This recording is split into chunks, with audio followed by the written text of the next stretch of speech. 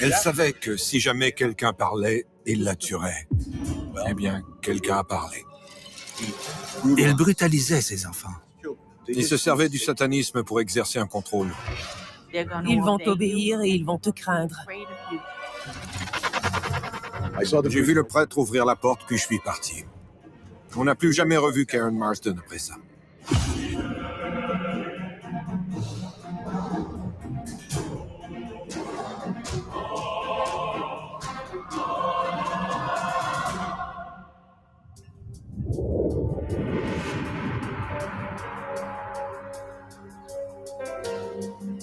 Samedi, le 13 octobre 1979, dans la communauté de Fall Rivers au Massachusetts en Nouvelle-Angleterre, 2 femmes font du jogging dans un sentier du Diamond Vocational High School lorsqu'elles aperçoivent sous des gradins le cadavre de ce qu'elles croient être une enfant ou une toute jeune fille. À demi nue, elle ne porte plus qu'une blouse. Elle avait été attachée, bâillonnée. Son visage, tout son crâne avait été enfoncé. Elle avait été sauvagement battue. Le corps a été retrouvé vers 5h30 ou 6h du matin. À cette époque, nous avions des téléavertisseurs. Nous n'avions pas de téléphone portable en 1979 au service de police. Mon téléavertisseur s'est donc mis à sonner, j'étais à la maison et je dormais. J'ai rappelé le département et on m'a dit de me rendre au Vocational High School, où on avait trouvé le corps. Cette communauté qui a vu de plus beaux jours vit aujourd'hui la perte d'une jeune adolescente décédée dans des circonstances horribles. La police de Fall River est appelée sur les lieux et le capitaine Rice confie l'enquête à Paul Carey, qui s'adjoint les 2 nouveaux enquêteurs de la patrouille de nuit de Fall River, Alan Sylvia et Tom Joachim. Quand je suis arrivé, j'ai rencontré les autres enquêteurs et, étant donné que le corps était partiellement nu, nous nous sommes rapidement rendus compte qu'elle avait été lapidée. Son crâne avait été broyé par de grosses pierres, de très grosses pierres. Et quelques-uns de ses vêtements étaient sur les lieux. Bien sûr, nous avons recueilli tous les éléments de preuve, assistés par les enquêteurs de la police d'État et du bureau du procureur de l'État que nous avions appelé. Parmi ces éléments de preuve, nous avions un certain nombre de grosses pierres, des pierres où on pouvait voir des cheveux et du sang. Dimanche 14 octobre, un portrait robot est émis dans les médias afin de demander au public de les aider à identifier la jeune fille. Cependant, la police cache certains détails aux journaux et les conclusions troublantes du pathologiste.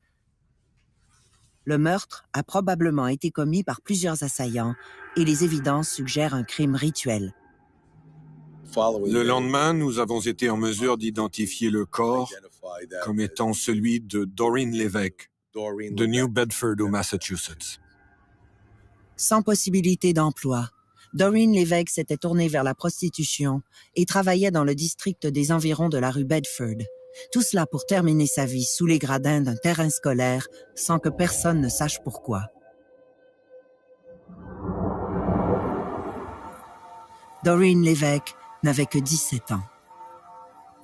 Aux funérailles, ses parents ont peine à se contrôler tellement la tristesse les envahit, tandis que la police d'État déclare aux nombreux journalistes présents qu'elle n'a aucune piste qui permette d'élucider ce crime odieux.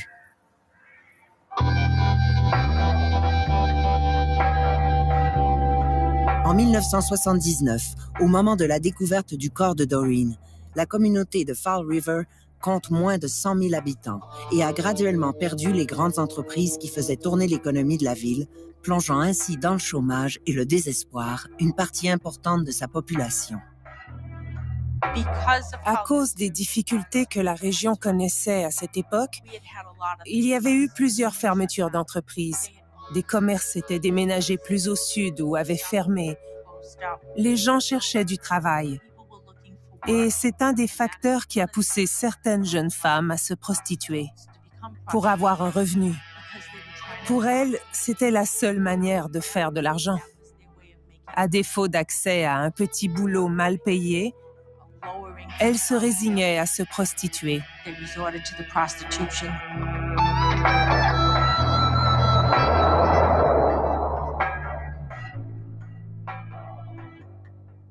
La prostitution s'est développée autour de la rue Bedford, une artère commerciale importante où travaillait la victime.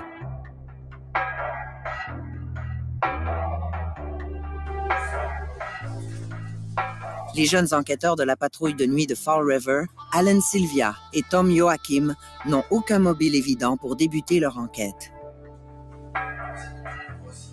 Déterminés à épingler le ou les assassins, ils adoptent la seule stratégie possible: s'intéresser de plus près au passé et à l'univers de la victime, l'univers de la prostitution. Nous avions très peu d'informations au départ. Nous étions dépendants de l'information que nous pourrions tirer de la rue, des prostituées et des autres individus qui travaillent dans la rue. Doreen, nous l'avons appris, était une prostituée. Nous avons également appris que Doreen avait été menacée, qu'elle avait été prévenue de ne pas travailler dans les rues de Fall River, de ne pas faire de prostitution dans la rue car elle prenait le travail d'autres prostituées locales. À cette époque, cette zone, située à quelques pâtés de maison du poste de police, était très active en matière de criminalité et de prostitution. Derrière le poste de police, près de la rivière, les terrasses du port, un complexe d'appartements à loyer modique, est devenu, lui, le centre de tous les commerces illicites. Fréquemment, Sylvia et Joachim y sont appelés pour enquêter divers délits. Pour tenter de résoudre le meurtre de Doreen Lévesque, ils s'y rendent encore plus souvent dans l'espoir de gagner graduellement la confiance de l'un ou l'autre des locataires qui pourrait leur dévoiler un nom, les aiguiller sur une piste. Cette enquête s'est étalée longtemps, sur plusieurs mois. C'est tout ce que je pouvais faire vu que j'étais un des principaux inspecteurs, parce qu'il y avait tellement de détails, mais que j'étais très impliqué dans l'affaire. Et c'est à ce moment que nous avons commencé à recevoir de l'information concernant un culte satanique. Les rituels avaient lieu à tous les mois ou à toutes les semaines en fonction des besoins. Les gens venaient d'aussi loin que du New Hampshire pour assister à certaines de ces rencontres, à ces rituels, sans compter ceux qui venaient d'ici, du Rhode Island. Ce n'étaient donc pas seulement des gens de la ville de Fall River. C'était un groupe de gens qui se réunissaient et qui venaient de différentes régions. Ces réunions auraient lieu dans un logement des terrasses du port. Une fresque diabolique accueille les visiteurs dans l'appartement de Sonny Sparda, une jeune prostituée indépendante que fréquente tout le milieu. Cet appartement est un terrain neutre où se tolèrent les clans rivaux et où se mêlent clients, prostituées, souteneurs et même policiers et enquêteurs. C'est là que Paul Carey, Alan Sylvia et Tom Joachim y ont entendu des rumeurs sur des rencontres occultes qui s'y dérouleraient depuis un certain temps. Depuis des mois, peut-être des années, ces rencontres occultes réunissent souteneurs et prostituées de divers clans dans une sorte d'église satanique. La croyance de ces fidèles est subordonnée à la terreur qu'inspirent des rites décousus et improvisés. Les filles de ce couvent satanique, volontaires ou non, n'ont d'autre choix que d'y participer.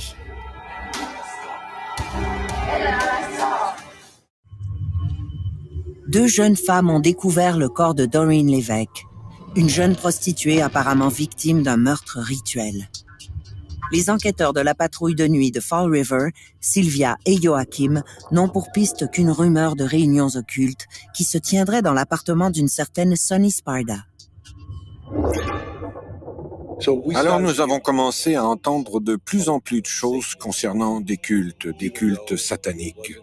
Il ne s'agissait pas d'un groupe de satanistes qui tenait un journal ou qui s'amusait à faire brûler des croix. Au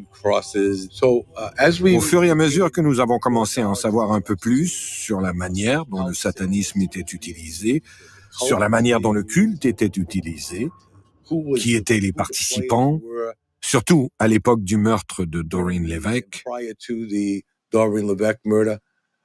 c'est là que les gens ont commencé à devenir nerveux.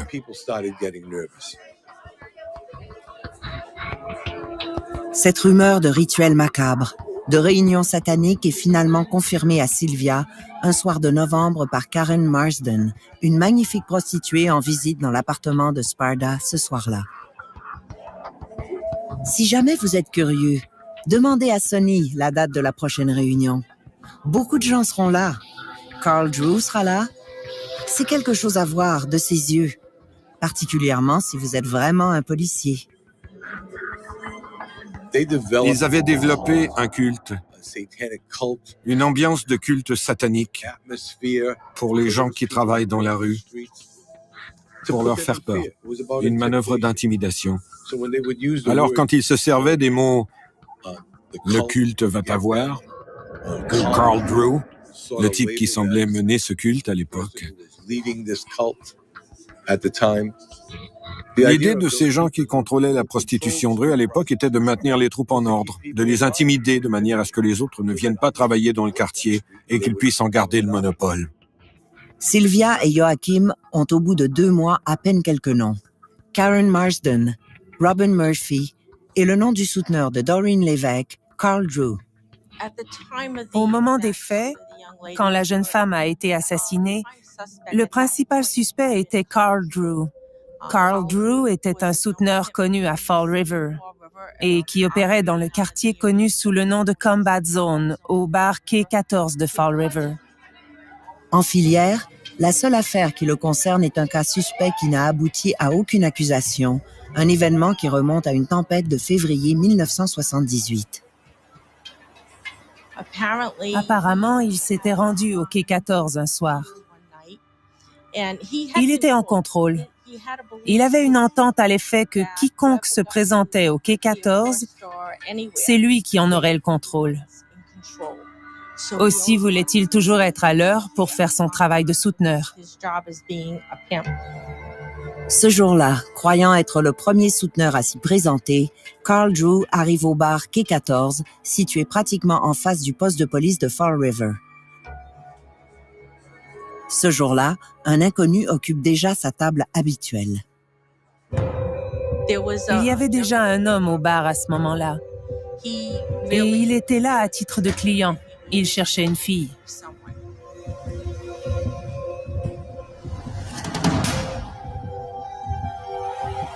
Comme Carl Drew sait que les clients seront rares en cette journée de tempête, et même s'il n'aime pas ce type, il décide de lui proposer les services de Doreen, l'une de ses filles.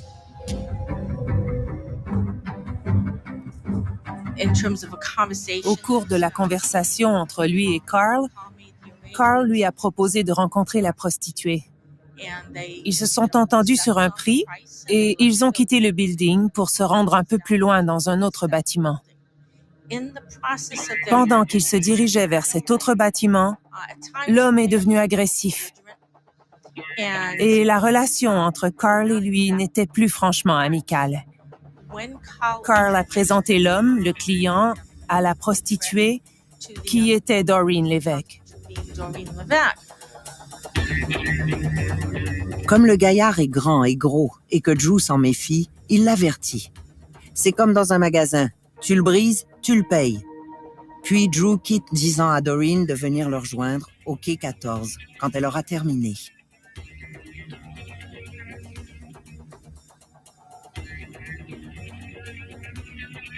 Drew n'aime pas vraiment le type. Au lieu d'aller en face, il descend à l'appartement un étage plus bas pour écouter au cas où. Il a bien fait. Il entend un objet projeté sur le plancher, puis un craquement. Peu de temps après, il a entendu la fille crier et il a remonté l'escalier. Quand il est entré dans la pièce, il a retrouvé la fille sur le plancher. Elle avait été frappée par le client. Une bagarre s'en est suivie et Carl Drew a été en mesure de permettre à la fille de quitter la chambre et de descendre l'escalier pour sortir de l'immeuble. Le client n'était franchement pas de taille contre Carl Drew, qui l'a frappé à plusieurs reprises. Le client est vraiment amoché et il supplie Drew de l'amener à l'hôpital. « Ouais, tu vas y aller à l'hôpital. » Le client a compris trop tard. Drew le projette dans la cage d'escalier et celui-ci déboule 2 étages plus bas jusqu'à la porte donnant sur le trottoir où se trouve déjà Doreen.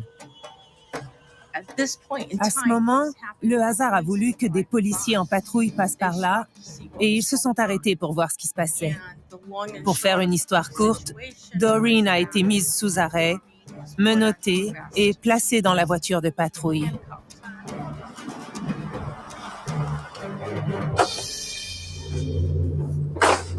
Doreen est arrêtée, menottée et placée à l'intérieur de l'autopatrouille et crie à Drew de s'enfuir. Carl Drew fuit finalement la scène. Un mandat d'arrêt permettra de l'arrêter quelques jours plus tard à la frontière canadienne. Il a été arrêté et ramené au Massachusetts. Carl Drew a alors prétendu qu'il n'avait fait qu'essayer de la défendre et que c'est comme ça que les blessures étaient survenues. Ensuite, l'homme était tombé dans l'escalier, Carl affirmant qu'il ne l'avait jamais poussé. Au cours de l'enquête, il a été emprisonné durant un moment. Pendant ce temps, l'homme qui était blessé est décédé. Malheureusement, le bureau du procureur de l'État, le bureau du comté de Bristol, n'a pas été en mesure de poursuivre la cause, simplement parce qu'il n'avait jamais eu la possibilité de recueillir le témoignage de la victime concernant l'agression perpétrée par Carl. Alors, ils ont dû retirer toutes les accusations contre lui et il a pu sortir de prison parfaitement libre.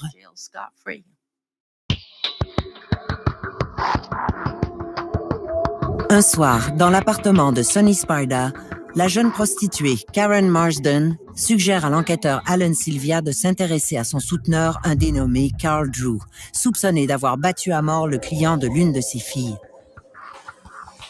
Carl Drew s'en est tiré sans aucune accusation, car la victime est décédée avant d'avoir parlé aux policiers. Carl Drew a grandi au Vermont. Et d'après nos informations, il aurait été abusé par son père. Carl Drew's family life was pretty bizarre. La vie familiale de Carl Drew était plutôt bizarre. Bizarre dans le sens où son père avait l'habitude d'amener des femmes à la maison, de leur faire des enfants, puis de forcer les mères à quitter les lieux. De cette manière, il avait en quelque sorte accumulé plusieurs enfants. Les siens, bien sûr, mais dont les mères étaient parties. Ensuite, il brutalisait ses enfants, et Carl était l'un de ces enfants brutalisés par leur père. J'ai entendu des histoires, comme cette fois où son père, pour le punir, l'avait attaché par les pieds. Il l'avait descendu tête première dans le puits pour qu'il aille récupérer des animaux morts. Les faits que nous connaissons sont les suivants. Il était membre d'un groupe de motards, un groupe de motards particulièrement violent qui sévissait en ville. Et ils l'ont expulsé. C'est la seule personne au monde que je connaisse qui a été expulsée d'un groupe de motards aussi marginal. En somme, Carl était un violent intimidateur qui gagnait de l'argent à titre de souteneur de ces dames. Et c'était un souteneur qui avait du succès avec les prostituées avec lesquelles il travaillait parce qu'il les protégeait très bien et qu'il les traitait bien. Le samedi 26 janvier 1980 est une journée ensoleillée et froide d'hiver, mais les rayons du soleil donnent un aperçu des premières chaleurs hâtives du printemps à venir. En fin d'après-midi, un homme entraîne ses 2 chiens de chasse dans un champ aux limites de la ville. Les chiens flairent rapidement une piste qui les mène jusqu'à un cadavre dans une dépression du terrain. Nous avons reçu un appel en provenance d'un homme qui promenait son chien, un beagle. Un corps gelé. Un corps complètement gelé était étendu là depuis un bon moment. Le chien flairait le corps, c'est comme ça qu'il a été découvert. Bien sûr, il a alerté la police et nous avons répondu à l'appel. De retour au poste, pour tenter d'identifier la victime, Sylvia et Joachim examinent le dossier des personnes portées disparues. Selon le poids, la taille, l'âge estimé de la victime, leur liste se réduit à peu de noms. Les 2 enquêteurs pensent qu'il s'agirait de Barbara Raposa, rapportée disparue il y a 3 mois par son copain Andy Maltais, alias Andy Maltese. À partir de là, À partir du moment où nous avons retrouvé le corps de Barbara Raposa, immédiatement, nous n'avons même pas eu à le chercher, Andy Maltais s'est présenté. D'instinct, Sylvia et Joachim soupçonnent déjà Maltais, soupçon qui se transforme en certitude dès qu'ils le voient faire son entrée en soirée dans le poste. Je n'oublierai jamais cette nuit-là où on l'a amené au poste à 1h du matin. Il portait un jean et une ceinture avec une énorme boucle avec le mot Texas. Une boucle de type western. Il tenait une Bible. Et il insistait sur le fait qu'il savait que Barbara était morte et où elle était grâce à des visions qu'il avait. Des visions. Il avait fait un rêve et il pouvait voir son corps sous un arbre. Nos échanges ont duré des heures. Nous avons passé toute la nuit avec lui. Nous avons fait le tour de l'horloge. Vous devez comprendre qu'au cours de notre enquête, lorsque nous avions une piste, nous ne la lâchions pas, nous ne dormions pas. Parfois, au bout de 2 jours, nous prenions 2 ou 3 heures, puis nous repartions. Nous nous disions, il faut frapper quand le métal est chaud. Va sur le terrain et s'il y a de l'information, allons-y. Tant qu'il y a une piste, nous allons continuer. Les enquêteurs lui disent qu'ils veulent simplement avoir plus de détails pour fermer définitivement ce dossier de disparition. Maltais réplique nerveusement aux 2 détectives qu'il a appelé la police d'État et que ceux-ci vont venir le chercher et que ce sont eux qui vont poursuivre l'enquête. Ça, c'est très intéressant. La police de l'État, même si nous travaillions avec elle, même si les enquêteurs de la police de l'État travaillaient avec les gens du bureau du procureur de l'État et avec les gens du service de police, il y avait toujours un petit quelque chose. Comme une touche d'arrogance dans les rapports. Comme s'ils étaient meilleurs que nous le sommes. Ça peut sembler étrange quand on regarde ça avec du recul, mais une partie de cette attitude était créée par le procureur de l'État lui-même, qui percevait son service comme un corps d'élite et pas nous. Le seul problème avec ça, c'est qu'ils ne vivaient pas à Fall River. Nous, oui. Nous savions ce qui se passait dans les rues. Nous connaissions tous les gens du milieu. Nous avions des informateurs, pas eux. Alors tout ce qu'ils apprenaient, c'est de nous qu'ils l'apprenaient. Et ils ne s'en sont pas rendus compte sur le coup. Andy Maltais a essayé de se faire copain avec un des enquêteurs de la police d'État. Et il se rendait souvent là pour lui parler de Barbara Raposa. Mais c'était avant qu'il apprenne que nous avions retrouvé son corps. Il savait déjà qu'elle était morte, il savait exactement où elle était. André Maltais, tenant la Bible contre sa poitrine, proclame sa foi chrétienne. C'était vraiment un interrogatoire intéressant que de passer plusieurs heures à parler avec Andy. Il a d'abord commencé par nous parler de sa relation avec Satan. Autrefois, il avait été du côté de Satan, mais que maintenant il portait sa Bible et qu'il était toujours avec Dieu. Étrange. Quand Barbara a été tuée, je suppose qu'il devait être du côté de Satan. Mais plus tard, quand il a pris conscience de sa situation et de son implication, il s'est mis à transporter sa Bible. Tu as fait le bon choix, Andy. Sylvia note quelques mots sur une feuille avant de la donner à Joachim. Celui-ci embarque dans le jeu de Sylvia. Le piège est gros, pas subtil, mais Maltais marche aussitôt. J'ai un don qui se transforme, Andy. Ferme les yeux, relax. Je ferme les yeux, moi aussi. Et je te vois descendre de la voiture et te diriger vers le champ.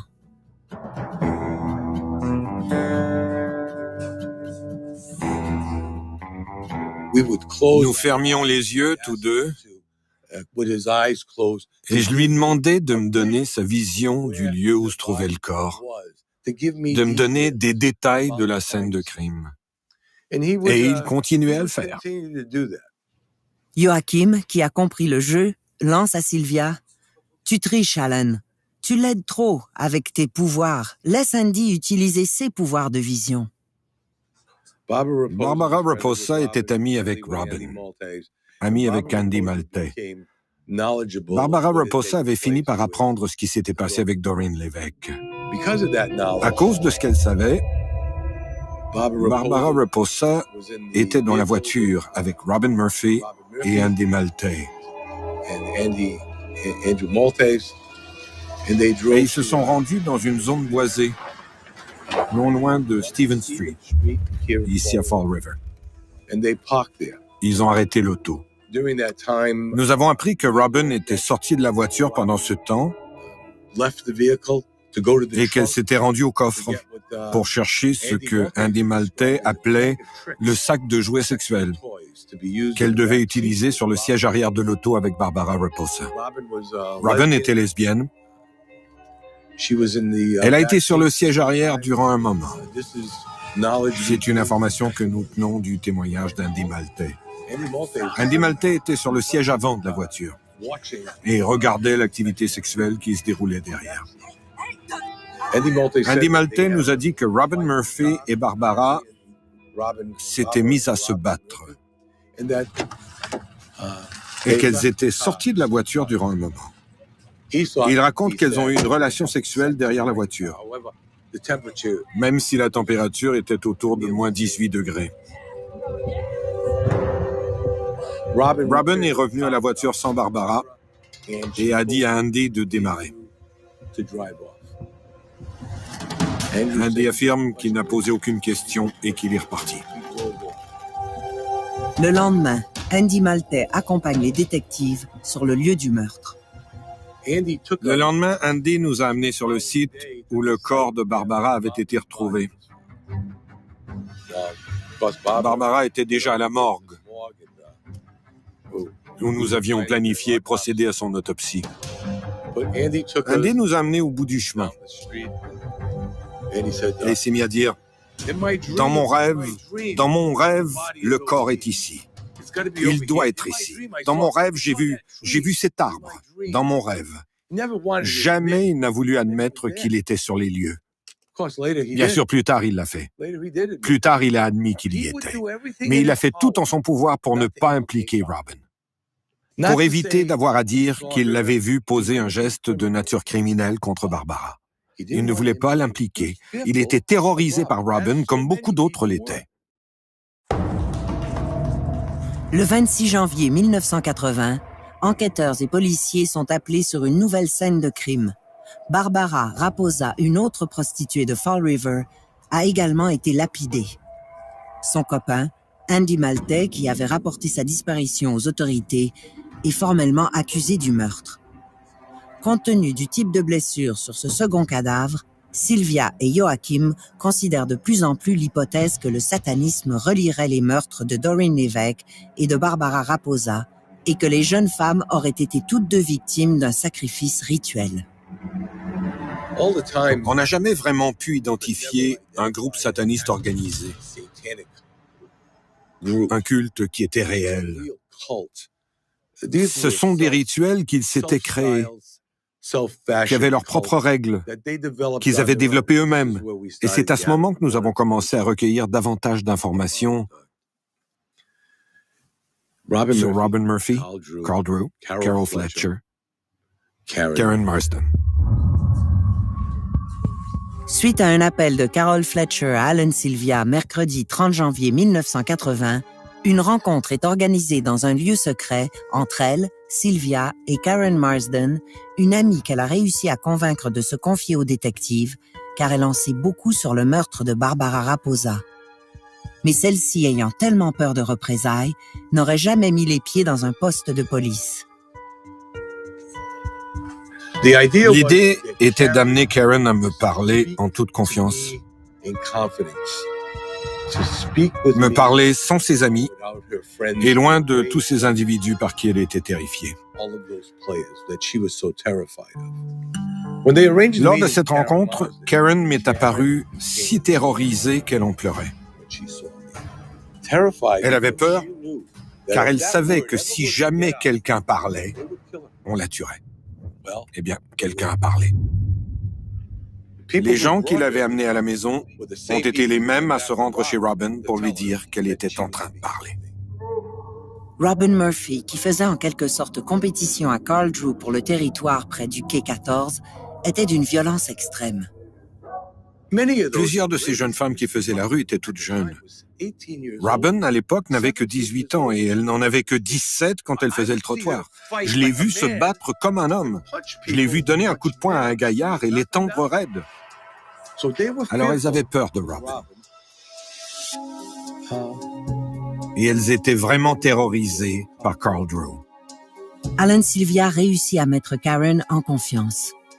Karen Marsden m'a raconté avoir été emmenée sur un site dans le parc national de Freetown par Carl Drew et Robin, et que ceux-ci lui auraient montré des endroits où ils avaient enterré des corps. Nous n'avons jamais trouvé de corps à cet endroit, mais encore une fois, elle avait été intimidée et menacée par Robin et Carl Drew. Elle avait très peur de Drew, mais elle n'arrêtait pas de dire à tout le monde « Si je disparais, si on me retrouve morte, c'est Drew qui l'aura fait. » Le même soir, après que j'ai eu fini de parler à Karen, je l'ai fait monter dans ma voiture. Elle voulait se rendre à la cathédrale Sainte-Marie, une église catholique ici dans la ville de Fall River. Elle voulait se rendre au rectorat pour parler à un prêtre. Je lui ai offert une protection. J'ai appelé le chef de police ce soir-là, le chef Andrade, et je lui ai demandé si je pouvais la loger dans un hôtel. Il a accepté. Elle avait peur pour sa vie. Et je savais qu'elle courait un risque. Mais elle a refusé notre protection. Je l'ai donc laissée à la cathédrale et la dernière fois que je l'ai vue, elle entrait dans le bâtiment, j'ai vu le prêtre lui ouvrir la porte, puis je suis reparti. Après cela, nous n'avons plus jamais revu Karen Marsden.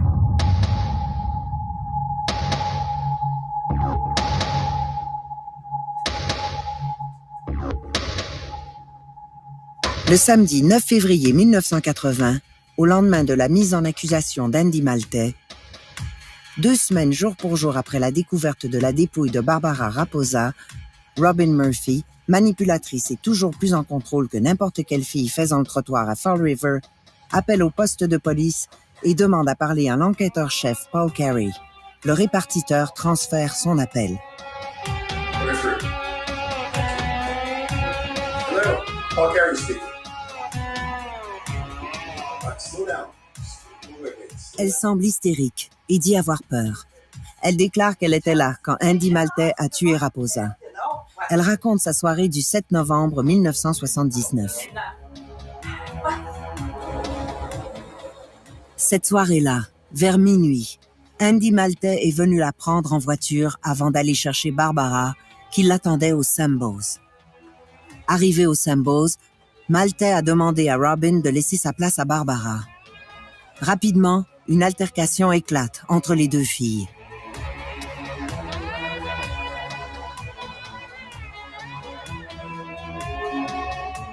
Pendant la bagarre, Robin se rappelle avoir mordu Barbara au sein.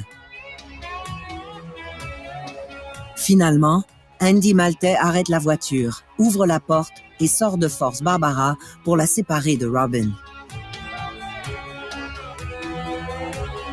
Robin voit les deux discuter. Le couple semble se réconcilier. Andy est sorti avec le sac en papier brun contenant les jouets sexuels des clients.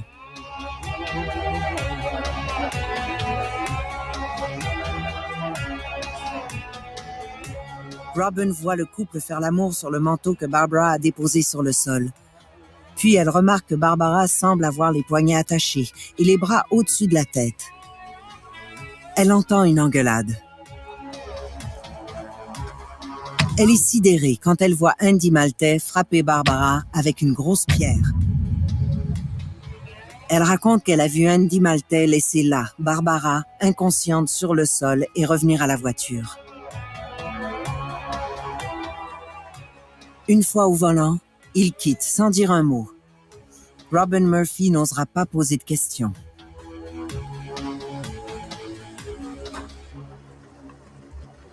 Le samedi suivant, une grand-mère rapporte la disparition de sa petite fille à Alan Sylvia.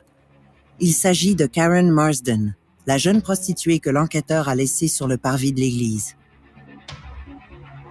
Pour Alan Sylvia, c'est une très mauvaise nouvelle. Karen Marsden est probablement déjà morte. Les enquêteurs dressent rapidement la liste de tous ceux que fréquente Karen et décident d'aller les interroger. Ils interrogent d'abord un dénommé Cohen, qui ne l'a pas vu depuis mercredi. Puis, Sylvia rencontre Robin Murphy, chez Sonny Sparda. Maintenant sobre, elle semble en pleine forme.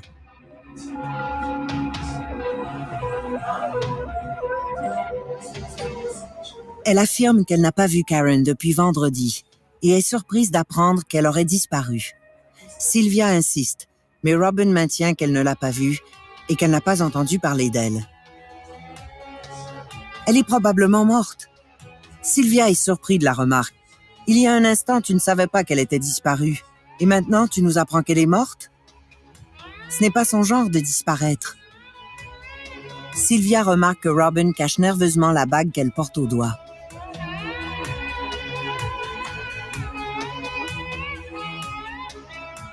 Dans les semaines qui suivent, Robin Murphy entreprend une démarche audacieuse et inusitée contre les enquêteurs.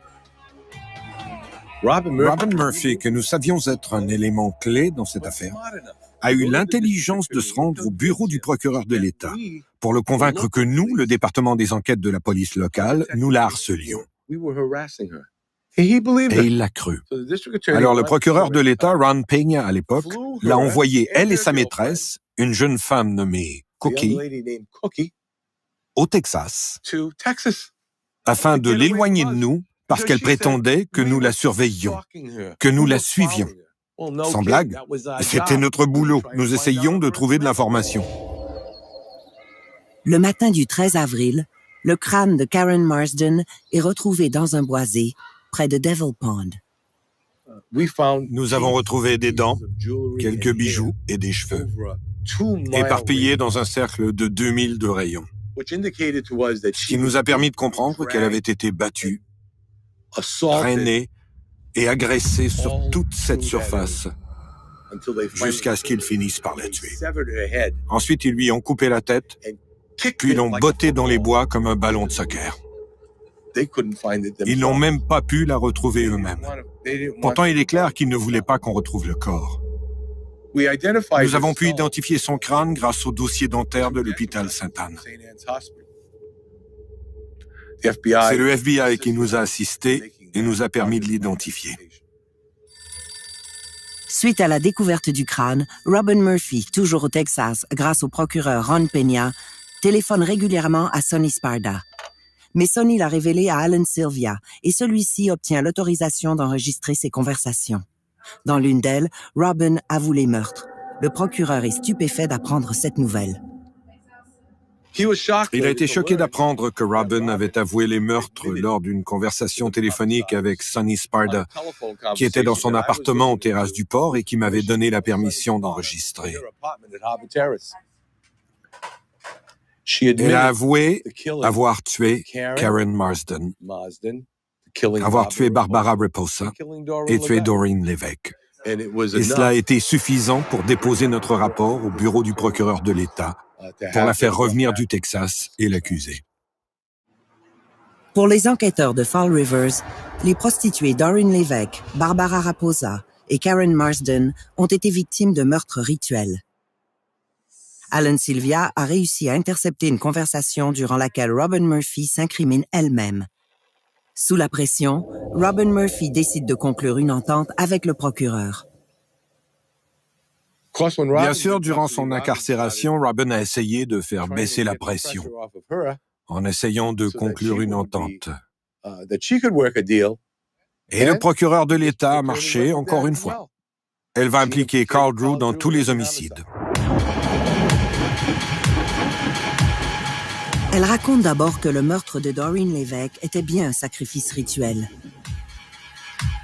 La soirée du 13 octobre, Doreen a été amenée dans la forêt d'État de Freetown, réputée être hantée et fréquentée par des satanistes, en compagnie d'elle-même et de Karen Marsden, ainsi que d'autres jeunes prostituées. Selon Murphy, ce serait Carl Drew, le chef de la secte satanique, qui l'aurait égorgée afin d'offrir son âme à Satan. Carl Drew aurait pu avoir aussi un autre mobile, soit celui d'éliminer Doreen parce qu'elle en savait trop.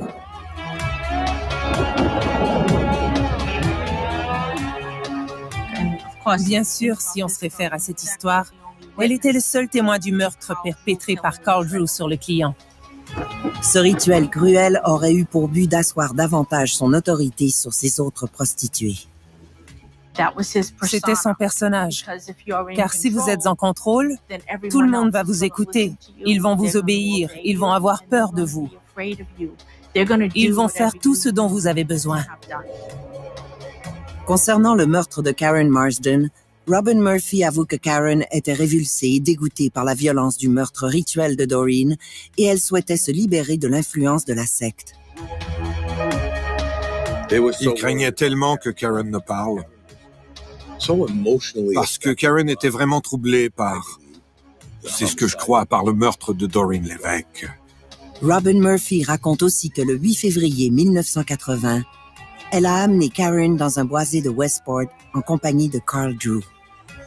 Drew a demandé à Karen de donner sa bague à Robin. Karen a refusé. Carl lui a coupé le doigt pour la lui retirer. Karen hurlait que Dieu allait l'aider. Après avoir passé la bague au doigt de Robin, Karen est lapidée par le groupe et Carl demande à Robin de lui trancher la gorge, ce qu'elle avoue avoir fait, en précisant qu'elle était alors sous l'emprise du diable. Elle n'aurait pu tuer Karen, son amante, sans être possédée. Carl Drew est arrêté et Robin Murphy témoignera en cours dans les 2 procès contre lui. Carl Drew a été jugé coupable de meurtre au premier degré et il continue de purger une sentence de prison à vie ici, au Massachusetts.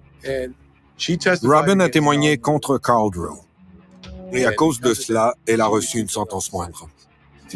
Si vous êtes déclaré coupable de meurtre au premier degré, vous devez purger votre sentence à vie sans possibilité de libération conditionnelle. Si vous êtes jugé coupable au second degré, vous pouvez profiter d'une libération conditionnelle au bout de 15 ans. Comme elle a été jugée au début des années 80, elle était éligible à une libération vers le milieu des années 90. Finalement, en 2004, elle a obtenu une libération sur parole. Mais 7 ans plus tard, cette libération a été révoquée. Robin Murphy, pris en flagrant délit de trafic d'héroïne, est depuis à nouveau derrière les barreaux. Dans le procès du meurtre de Barbara Raposa, tuée le 7 novembre 1979, Robin Murphy témoignera cette fois contre Andy Maltais. Quand est venu le tour d'Andy Maltais d'être jugé, on l'a trouvé mentalement inapte à subir son procès. Et il a été incarcéré à la prison d'État de Bridgewater, où il est décédé des suites d'un AVC quelques années plus tard. Finalement, il n'y aura pas de procès pour le meurtre de Doreen Lévesque. Officiellement, cette affaire est classée comme non résolue. Carl Drew est incarcéré au pénitencier de Shirley, au Massachusetts. Je peux vous dire qu'encore aujourd'hui, Carl Drew affirme être innocent de ses crimes. Robin Murphy a, elle, à plusieurs reprises, affirmé qu'elle avait monté toute cette histoire. Une des choses que j'ai trouvées intéressantes est le fait que Robin Murphy ait changé son histoire constamment. De fait, c'est la seule constante avec elle. Elle avait été libérée sur parole, comme je l'ai dit, mais elle est encore en prison. Et c'est vraiment le bon endroit pour elle. Parce que les deux, tant Carl Drew que Robin, ne devraient jamais être autorisés à marcher librement dans les rues. La dépouille de Doreen Lévesque, décédée à 17 ans, repose dans la section des filles-mères du cimetière St. John de Fall River. Barbara Ann Raposa repose également dans un cimetière de Fall River. Le 3 janvier 1989, le crâne de Karen Marsden, le seul ossement retrouvé de sa dépouille, a finalement été enterré au cimetière de Oak Grave. Aucun ami, aucun parent n'ont assisté à sa mise en terre. Karen Marsden, en victime parfaite, aura été trahie et oubliée de tous. Éventuellement, les adeptes de Satan qui l'ont sacrifiée au mal tomberont également dans la fosse de l'indifférence et de l'oubli.